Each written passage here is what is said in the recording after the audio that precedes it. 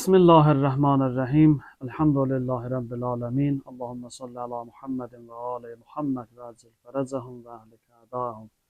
Selamun aleyküm aziz ve değerli müminler. Her birinizi Uza Allah'ın salamıyla salamlayıram ve her birinize bu mübarek günlerde Allah'tan bağışlanma ve afiyet dileyirəm. Məsciddə şəraitsizlik səbəbindən havaların soyuq olmasına görə çəkilişlərimizi və söhbətlərimizi edə bilmədiyimizə görə bu formada inşallah sizlərlə bölüşəcəyik. Və ümid edirəm hər birimizə dediklərimiz, eşitdiklərimiz faydalı olar inşallah. Bilirsiniz, mübarək Rəcəb ayıdır və Rəcəb ayının astanasındayıq. Allahın rəhmət, bağışlanma, məğfirət ayıdır.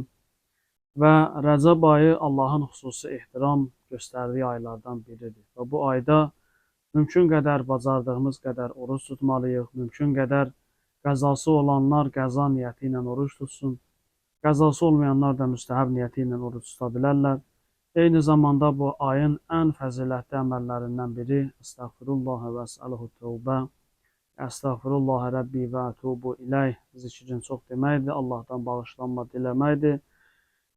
Və mümkün qədər bu ayda insan öz dilinə, gözünə, əlinə, qarnına sahib çıxmalıdır ki, növbəti aylarda, Şaban ayında və mübarək Ramazan ayında insanın hazırlığı olsun. Və bu aylar Ramazan ayına hazırlıqdır və təsadüfi deyil ki, Peyğəmbər əleyhissalam dua eləyəndə belə dua elədi. Buyurdu ki, İlahi Rəcəb və Şabanı bizə mübarək et və bizi Ramazana çatdır. Yəni, mübarək və bərəkətli əgər Rəcəb və Şaban keçirdəliksə, o zaman bizim Ramazanımız da mübarək və bərəkətli olur. Ki, bu barədə ətraflı kifayət qədər danışılıb başqa xətiblər tərəfindən, ona görə bu mövzuya çox da daxil olmuram. Amma Rəcəb ayının biri İmamət səmasının 5-ci ulduzu olan İmam Muhammed Baqir əleyhissalamın mövlud günüdür. Və İmam Baqir əleyhissalam barəsində bir neçə məsələyə toxunmaq zəruridir.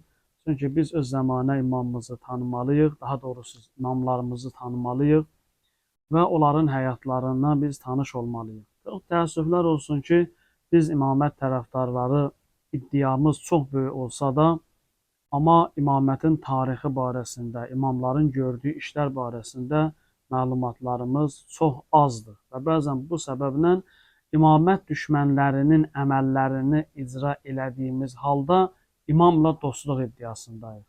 Və bu ciddi xətərdir. Ona görə hamımız imamətlə bağlı, imamət tarixini və imamların hər birinin öz dövründə siyasi, ictimai, iqtisadi vəziyyətlərin bilmək zərurətdəndir. Ona görə İmam Baqir əleyhissalam barəsində qısa bir neçə məqama toxunmaq istəyirəm.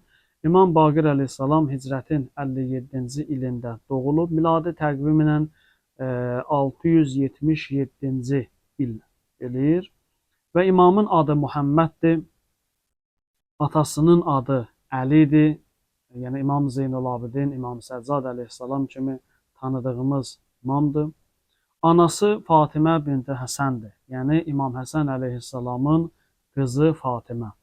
Və İmam Baqir əleyhissalam imamlar arasında Həsəni və Hüseyni olan bir imamdır. Qovuşdurucu, belə deyək, imamdır.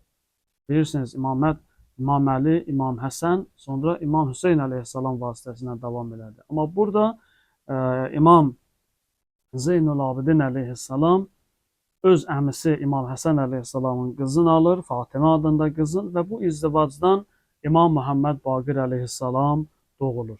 Və belə deyək, İmam Muhammed Baqir əleyhissalam həm atası, hər iki tərəfdən, həm atası imamdır, həm babası imamdır və digər tərəfdən də anasının da atası imamdır. Yəni, hər iki tərəfdən İmam Muhammed Baqir əleyhissalamın babası imamdır. Və İmam Hadi əleyhissalamın ləqəbləri, bir neçə ləqəbi var tarix kitablarında. Əmin, əmanətdar şəxs kimi tanınır. Şəbih deyə tanınır. Peyğəmbər əleyhissalama çox bənzərliyi olur İmam Muhammed Baqir əleyhissalamın. Eyni zamanda imamın ləqəblərindən biri Şakir olub, çox şükür eləyən, sabir, səbirli, təmkinli insan Eyni zamanda Baqir və yaxud da Baqirul Ulum elmləri yaran anlamını verir ki, bildiyimiz kimi İmam Muhammed Baqir əleyhissalam öz dövrünün siyasi hakimiyyətin siyasi çəkişmələrindən istifadə elədi və öz cəddi peyğəmbərin, həqiqi dinin, təlimlərin belə deyək, bir sistemləşdirməyə şəraiti oldu, fürsəti oldu və bu işi gördü. Ondan sonra İmam Sadiq əleyhissalam bu yolu davam elətdirdi. Və İmam Muhammed Baqir əleyhissalamın doğumu barəsində hələ Peyğəmbər əleyhissalam özü xəbər vermişdi. Səhabəsi Cabirə buyurdu ki, adım mənim adımdan olan və mənə bənzər olan bir övladıma sən görəcəksən və mənim salamımı ona çatdırarsan. Və Cabir əleyhirrəhmə Peyğəmbər əleyhissalamın salamını gətirir, İmam Muhammed Baqir əleyhissalama çatdırır. Və İmam Muhammed Baqir əleyhissalam Kərbəla şahidlərindən idi. Kərbəlada o qanlı faciədə iştirak eləmişdi. Eyni zamanda əsirlərin sırasında idi, əsirlər cərgəsində olmuşdu, Şamı görmüşdü. Buna görə İmam Muhammed Baqir əleyhissalamın da həyatı uşaqlığından çox keşməkeşli və çətin olur və gəlir imamət dövrü də Əməvilərin ən azğın zəlalət dövrünə təsadüf eləyir və İmam Muhammed Baqir əleyhissalamın məzlumiyyəti üçün bu kifayətdir ki, Həccac ibn Yusif kimi zalım Əhl-i Beyt düşməninin dövründə yaşamaq zorunda olur. Və İmam Muhammed Baqir əleyhissalam bu dövrdə çox ciddi məsuliyyətli işlə belə deyək yüklənir. O həm siyasi vəziyyət çətin idi, ona görə İmam Muhammed Baqir əleyhissalam elə eləməli idi ki, öz imamətin sabit eləsin, öz tərəfdarları ilə əlaqə saxlasın, eyni zamanda özün və tərəfdarların qorusun ki, siyasi hakimiyyətin, yəni o dönəmdə olan Əməvilər sülaləsinin belə deyək, zülmünə məruz qalmasınlar. Eyni zamanda İmam Baqir əleyhissalam islahat eləməli idi. Həmin dövrdə dini vəziyyət də ürəkaçan formada deyildi. Çox narahat bir durumda idi. Həmin dövrdə İslam dini müsəlmanlar müxtəlif cəbhələrə, müxtəlif firqələrə bölündülər. Belə Şiənin öz içərisində, Əhl-i Beyt tərəfdarlarının öz içərisində belə bölünmələr gedirdi. Həmin o bölünmələrdən biri Zeydiyyə firqəsi idi ki, İmam Muhammed Baqir əleyhissalamın deməli zamanında daha çox bu rəvac tapdı, genişləndi. Belə ki, bir qrup insan, bir qrup yalnız emosional insan, öz maraqların, öz şəxsi, daxili hisslərinə önəm verən insan, bunlar dedilər ki, imam gərək qiyam eləsin. Və İmam Hüseyn əleyhissalamdan sonra oğlu İmam Zeynulabidin əleyhissalam və İmam Baqir əleyhissalam qiyam eləmədiyinə görə İmam Zeynulabidin əleyhissalamın oğlu İmam Baqirin qardaşı Zeyd qiyam eləyir və bu yolda düzdür, öldürülür, şəhid olur və insanlar onu özlərinə imam qərar verirlər. Halbuki İmam Muhammed Baqir əleyhissalam dövrün haqq imamı idi. Və bu çox qəribə bir şeydir. Bayaqları bir söz dedim ki, bəzən insanlar özləri də bilmədən Əhl-i Beytə müxalif olan yol, üslub tuturlar və bu üslubda hərəkət edirlər. Bu gün də belədir. Bu gün də bəzi adamlar baxmayaraq 12 imamsız şia kimi tanınsalar da, əslində elə o Zeydiyyə düşüncəsindədir. Onların düşüncəsi budur ki, bir din alimi, din rəhbəri, bir ruhani ancaq atım, vurum, öldürüm, asım, kəsim, müxalifət, qarışıqlıq ancaq bu istiqamətdə tanınmalıdır və bunlar buna cəhd edirlər. Nəticəsindən asılı olmayaraq qarışıqlıq salmaq. Halbuki Əhl-i Beyt imamlarının heç biri bu yola getməyiblər. Zeyd öldürüldü, şəhid oldu, amma dövrün haqq imamı İmam Muhammed Baqir əleyhissalam idi. Bu isə qiyama getmədi. Belə bir vəziyyətdə İmam Muhammed Baqir əleyhissalam öz imamətin, eləcə də atasının imamətini sabit eləməli idi, sübut eləməli idi və bu Zeydiyyələrin, Zeydiyyə firqəsinin, yəni 4 imamlı olaraq onlar qəbul edirdilər. İmam Əli, İmam Həsən, İmam Hüseyn və Zeydi onlar imam kimi qəbul edirdilər. Çünki bunlar 4'ü də qiyam eləmişdi. Ondan yerdə qalanların qəbul eləmirdilər. İmam Baqir əleyhissalam bu düşüncə tərzi ilə belə deyək, mübarizə eləməli idi və islahat aparmalı idi, onları aydınlaşdırmalı idi. İkinci tərəfdən İmam Baqir əleyhissalam baxmayaraq dediyim kimi çox çətin siyasi və dini bir vəziyyətdə yaşayırdı ki, çox çətin idi. Hər iki cəbhədə vəziyyət olduqca ağır idi, amma eyni zamanda burada İmam Baqir əleyhissalamın mühüm və ümdə vəzifəsi İslamın inkişafına zəmin yaratmaq idi. İslam və müsəlmanların zəifləməsinə rəvac verməmək idi.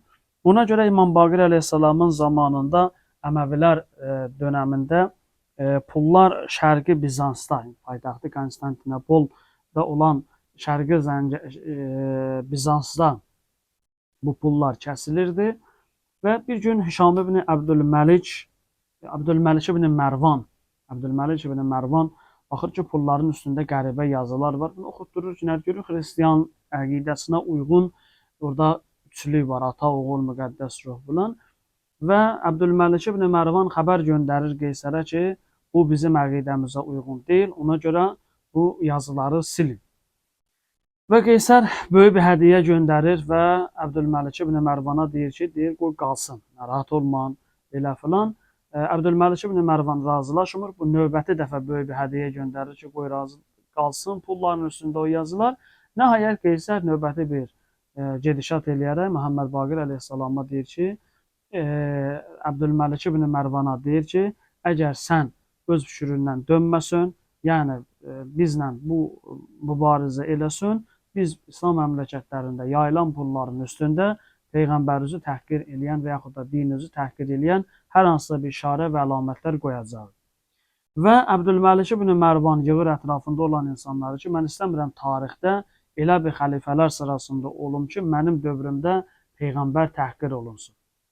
Və çıxış yolları axtarırlar. Təbii ki, bunlar bir yerə çıxarda bilmirlər və bunların içərisində bir nəfər ağıllı adam deyir ki, bilirsiniz, bu işin öhdəsindən yalnız bir nəfər gələ bilər. O da Məhəmməd ibn Əlidir, yəni İmam Baqir əleyhissalam. İmam Baqir əleyhissalamı gətirirlər Şama. Şam şəhərində imamla hörmət izzətlə rəftar eləyib danışırlar, görüşürlər və nəhayət vəziyyəti başa salırlar ki, vəziyyət budur. İmam Məhəmməd Baqir əleyhissalam pul kəsmənin mexanizmin orada öyrədir, o insanlara başa salır ki, nəyi necə eləmək lazımdır və bir növ həmən dövrdə Bizansdan pul barəsində olan asılılıqdan bu hakimiyyəti azad edir, eyni zamanda da o təhlükənin qarşısını almış olur. Bu İmam Məhəmməd Baqir əleyhissalamın İslama verdiyi dəyərin göstəricisidir. Baxmayaraq dövrün hakimiyyəti zalım Əməvi hakimiyyəti idi, atasının qatili idi, amma burada mövzu İslamın yaşaması olduğundan İmam Baqir əleyhissalam burada kömək eləyir. Və nəhayət İmam Baqir əleyhissalam Hişam ibn Abdülməlikin zamanında şəhid edilir, zəhərlə verilir və zəhər nəticəsində imam şəhid olunur və indiki Bəqi qəbristanlığında dəfn olunur. 57 yaşında imamı şəhid edirlər. Və iki dənə hədis İmam Məhəmməd Baqir əleyhissalamla deyim, sözümü tamam edeyim. İmam Baqir əleyhissalam buyurur ki, təbəssümür rəcül fi vəcih əxihil mümin həsənətun. Mömin qardaşın üzünə gülmək, təbəssüm eləmək yaxşılıqdan hesab olunur. Gözəl əməllərdən biridir ki, insanlar bir-birləri ilə güləriz olsunlar. Güləriz olmaq müminin əlamətlərindən və sifətlərindən biridir. İkincisi, Həzrət İmam Baqir əleyhissalam buyurur ki, İnnə hazəl lisan miftahu kulli xeyrin və şərrin. Həqiqətən bu dil xeyir və şərrin açarıdır. Fəyyənbəği lil mümin ən yəxtimə alə lisanih kəma yəxtimə alə zəhəbihi və fizzətih. Və buyurur ki, möminə yaraşan budur ki, necə öz malın qızıl və gümüşün gizlədir, dilin o formada gizlətsin. Yəni, dilinə nəzarət eləsin. Bu iki dənə mühüm amil ki, bu günləri məndən hədiyyə olsun sizə. İnsanın birincisi, mömin qardaşın üzünə təbəssüm eləmək, bu birinci məsələ, ikincisi isə öz dilinə nəzarət eləmək. Bir növ ictimai münasibətlər, ictimai belə deyək, bir portret çizir ki, bir müsəlman, bir mömin necə olmalıdır? Təbəssümlü və dilinə nəzarət eləyən halda. Hər ikisi insanların bir-biri ilə rəftarında mühüm və önəmli amildir. Bəs İmam Baqir əleyhissalamın mövlud günüdür. Allah bu mövludu hər birimizə mübarək eləsin. Bəqidə İmam Muhammed Baqirin özünün və ata-babasının, balalarının qəbrin müxtəlif şəhərlərdə ziyarətin hər birimizə nəsib eləsin inşallah. Allah bu rəcəbimizi bizə mübarək eləsin. Bizi Şaban ayında və mübarək Ramazan ayını dərk edib bu ayın əməllərini yerinə yetirməkdə müvəffəq eləsin inşallah. Və selamu aleykum və rəhmətullahi və bərəkatuhu.